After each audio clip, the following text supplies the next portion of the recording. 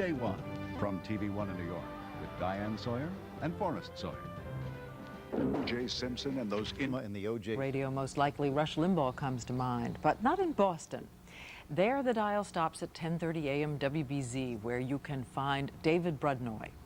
He hosts the highest-rated talk show in the city. But David Brudnoy, the public radio personality, is a very private man. And for 20 years, there was one thing he never talked about. Here's John Hockenberry. David Brudnoy's here on WBZ. Busy time 8:19. In Boston, you've got the Kennedys, the Red Sox, the Celtics, and on the radio, you've got Brudnoy, although conservatives would not list them in that order. We'll take a look at banning rifles and the whole inane Clinton notion of how to combat crime. He may not be the loudest conservative voice on the radio. I think he's a dreadful individual, and I think his government is dangerous to our liberties. But David Brudnoy could be the smartest. Joe, good evening. You're on WBZ. Good evening, David. He's a Harvard PhD with the top-rated evening talk show in Boston. Brudnoy's AM signal reaches more than 1 million listeners in 38 states. I play the slightly snotty know-it-all, but the lovable, adorable, sweet, slightly, obnoxious know-it-all. Fair enough, sir. I'm going to move on. Thank you for the call. Like any talk show host, Brudnoy's also got a cast of regular callers. You're only allowed to call once a week. Ooh. And if you cheat...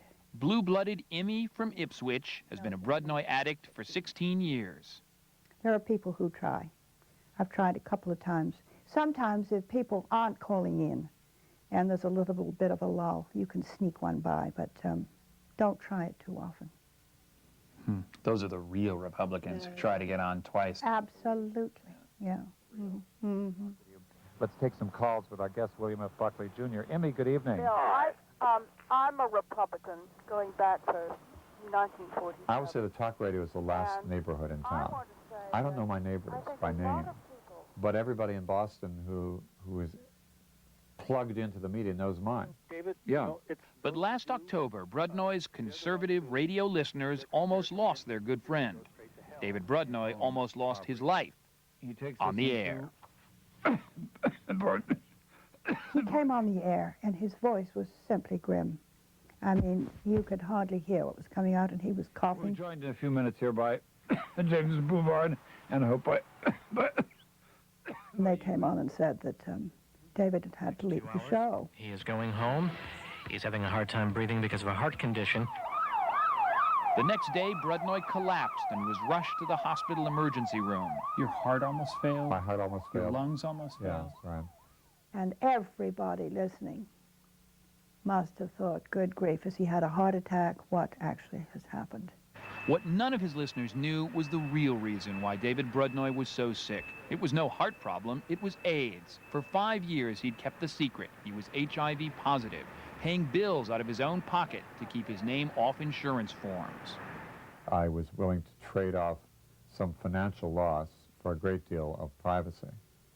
It was the privacy you wanted. Absolutely. I didn't want to become the poster boy for AIDS. But he was also reluctant to reveal something he'd kept a secret far longer than AIDS, something he'd known since he was 12 years old, that he was gay. I think it's an inborn behavior pattern. I was in the 6th grade, and I was drawn quite arousedly to a 5th grader. I never said anything to him or did anything. It just I yearned. Having the idea you were homosexual was just the kind of thing you'd never discuss in the Minnesota community where Brudnoy grew up. An only child, the son of a dentist, who did well in school. But since attending Yale in the early 60s, Brudnoy had been living an underground gay life. You said no one chooses their sexuality. I believe, yes. If you could have chosen yours, would you have chosen not to be gay? I think probably I would have, yes. It's just a lot easier. It's like being white or Gentile instead of black or Jewish or anything else that is regarded as an exception to the general rule. Or like being a gay conservative talk show host. A lot of conservative homosexuals don't choose to discuss it publicly because, like me, they regard it as a private matter. I think it was self-preservation. I think it had to be an incredible mental hurdle for him. Even liberal columnist Mike Barnacle, who worked with Brudnoy on television for years, didn't know the secret. I can certainly understand why he was reluctant to say anything about it, given what we do now for a living. You know, fear of, am I going to be fired? Is my listenership going to drop off? Are my ratings going to drop? Are people going to call me up and hound me about being gay? Is every other phone call going to be faggot and hanging up? Stuff like that.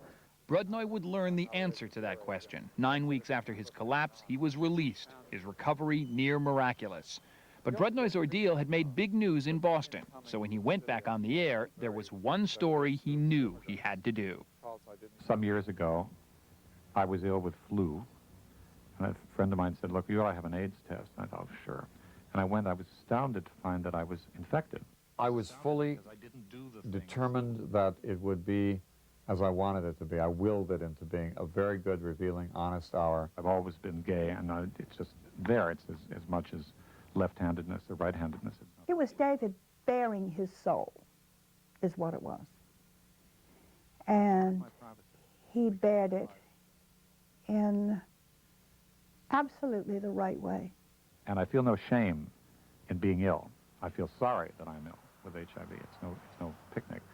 But I wanted to keep that part of my life for myself. Brudnoy's audience was with him, just listening for an hour. But what would they say now that they knew?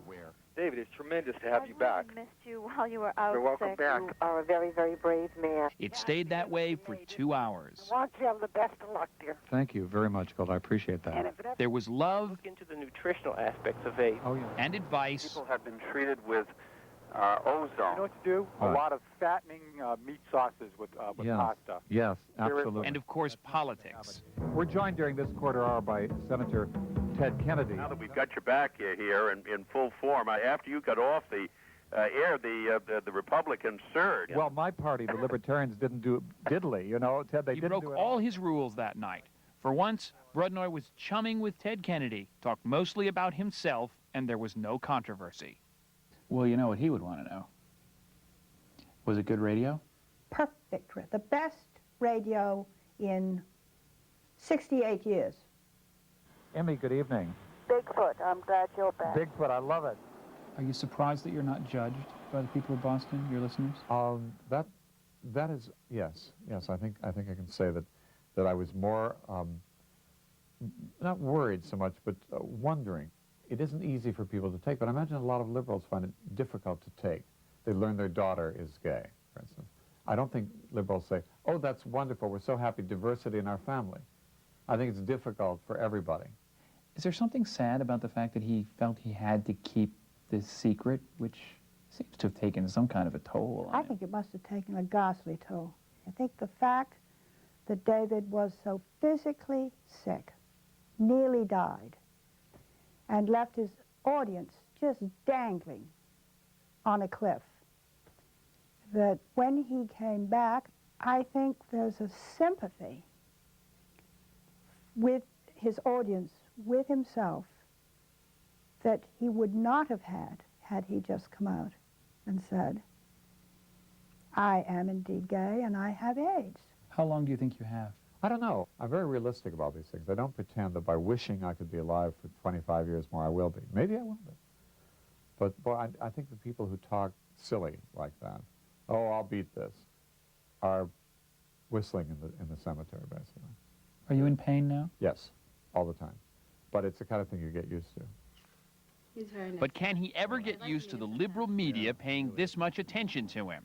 Oh, David, isn't this nice? Yeah? 136. All right. Yes, indeed. All right, I'm alive for yet another day. Since he got sick, David Brudnoy has revealed more about his personal life than the press has been able to drag out of Bill Clinton in the last 3 years. And for once, Brudnoy's not complaining. Well, the media have always... Believe me, a little weight, maybe a huge weight, is lifted off my shoulders. There's no secrets anymore. You want to come in the house and snoop in drawers, go ahead. There isn't an area left untouched or unexplored. I think people rather like that, and I rather like it too. 254-1030, the area code is 617. David Brudnoy recently had a relapse of his respiratory problems, had to spend 6 days in the hospital, but we're happy to report that he's better now, and you can hear him on the radio every night.